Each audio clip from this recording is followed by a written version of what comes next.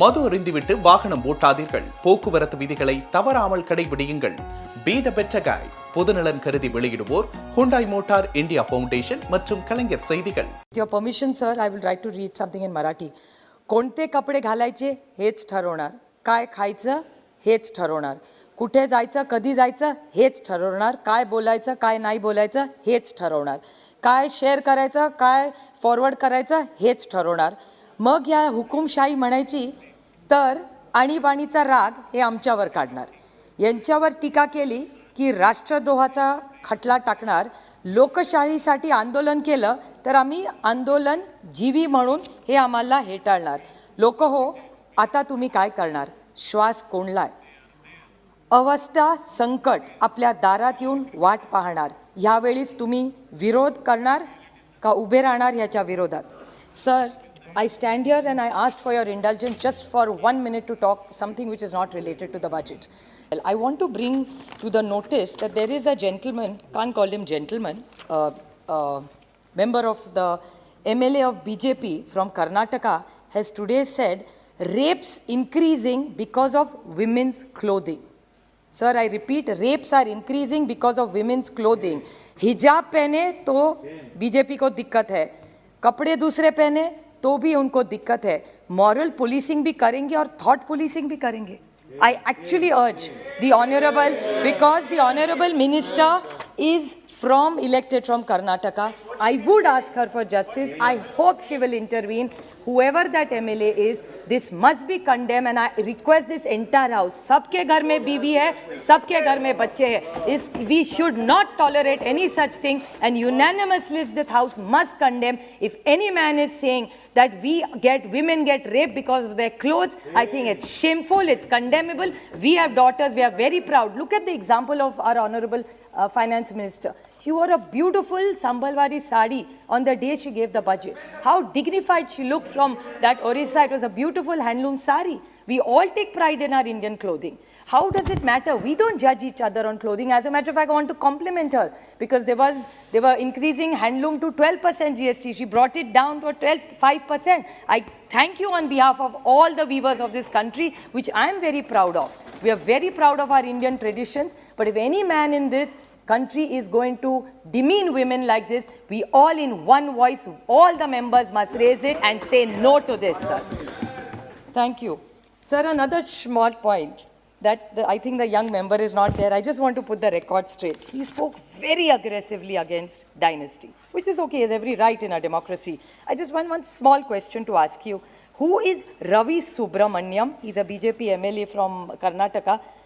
Does he know him? And if he knows him, by any chance, are they remotely related to each other? But I am very proud of whose daughter I am. I am not ashamed about it at all. I am proud in the house that I was born in.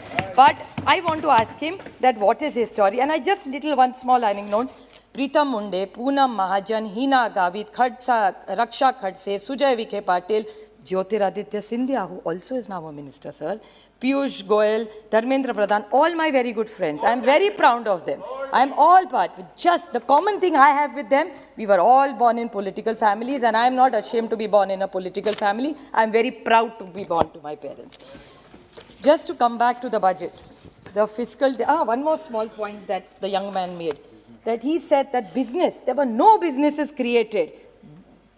Pre-Modi ji era, post-Modi ji era. Just to remind him, he talked about Bangalore.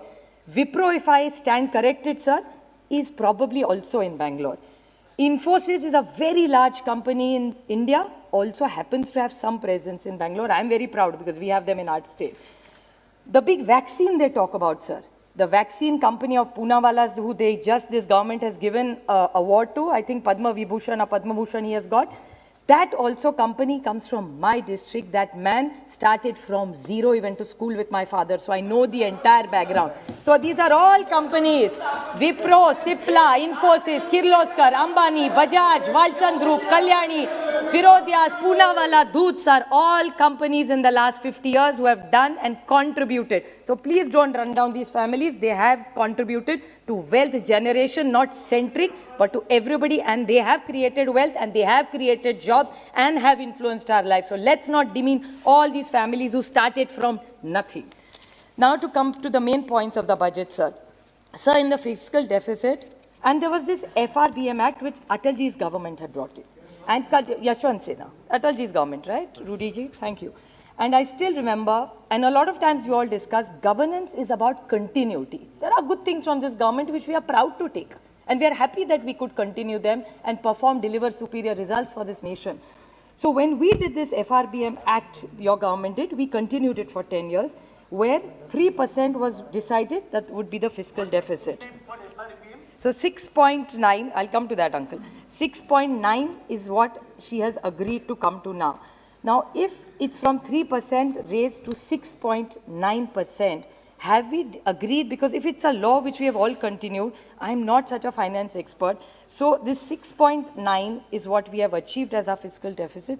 So have we made those changes in Parliament when a land, and Arunji had committed to keeping at 3%. So just for my inexperience in finance and very limited knowledge of finance, I need to know, because this is connected to the 1 lakh crores which has been given to the states.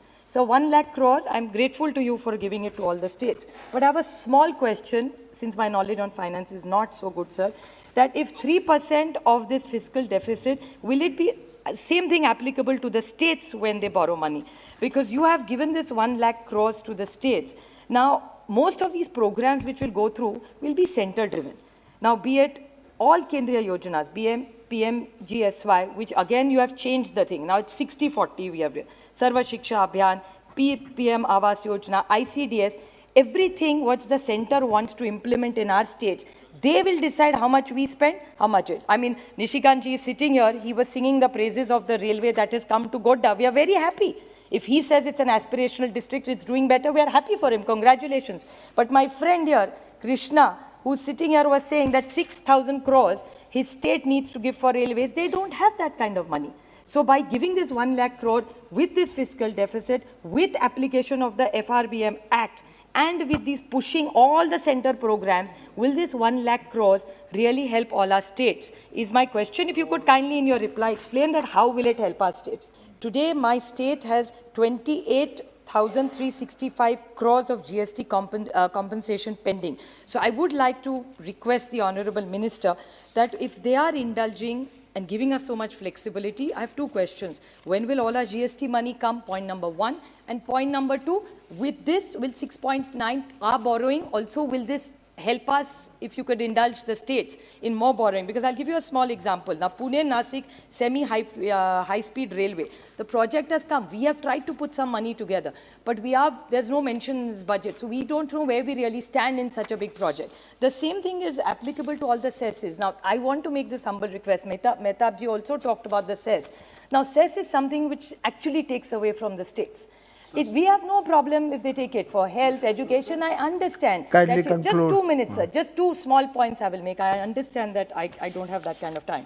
But just two very small points, that if you're using health, you're taking cess for roads. Look at CRF as an example. CRF was in the railway, in the road transport ministry, which is moved now to finance, which I've really not understood why this change was made.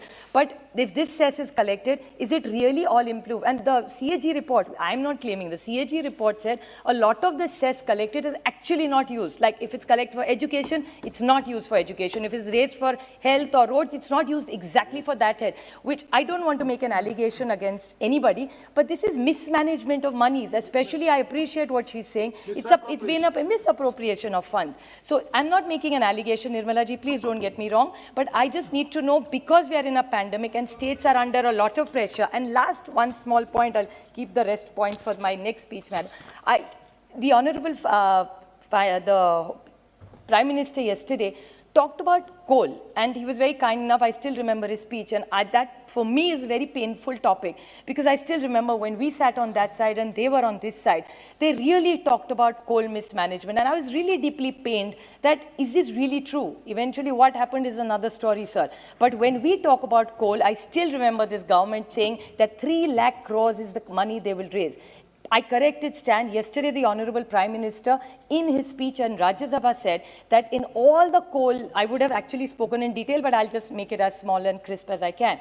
They said that they have managed to raise only 14,000. Now, where is 3 lakhs? Where is 14,000? My number could be even wrong. But they've not been able to manage, they've not been able to generate the kind of money in coal auctioning when they are. So when we did it, it was considered as corruption. Thank when you. you do it and don't get the money, Thank you it's very okay, much. which is slightly unfair.